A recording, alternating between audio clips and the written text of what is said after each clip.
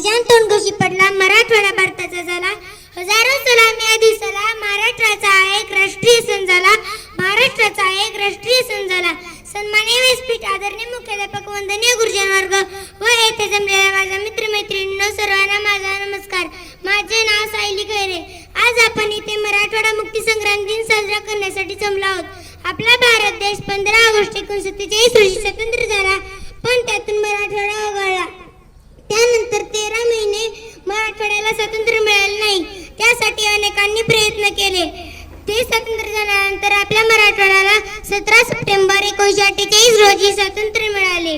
जेव्हा स्वातंत्र्याचे गीत गात होती अवघी भारतभूमी, जेव्हा स्वातंत्र्याचे गीत गात होती अवघी भारतभूमी, तेव्हा अत्याचाराचे चटके सोसत होती माझ्या मराठवाड्याची भूमी. तेव्हा अत्याचाराचे चटके सोसत होती माझ्या मराठवाड्याची भूमी. स्वातंत्र्याची प्रेरणा घेऊन काही वीर पुत्र आले. स्वातंत्र्याची प्रेरणा घेऊन काही वीर पुत्र आले. आपल्या प्राणाची आहुती देऊन त्यांनी मराठवाड्याला मुक्त केले. त्यांनी मराठवाड्याला मुक्त केले.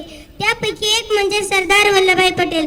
सर्वांना कौतुक वाटावा असा धाडसी निर्णय सरदार वल्लभभाईंनी केला.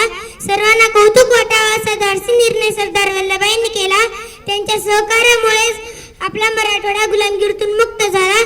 आपला मराठवाडा गुलामगिरीतून मुक्त झाला. शेवटी सर्वांना मराठवाडा मुक्ती संग्राम दिनाच्या खूप खूप शुभेच्छा. जय हिंद, जय महाराष्ट्र.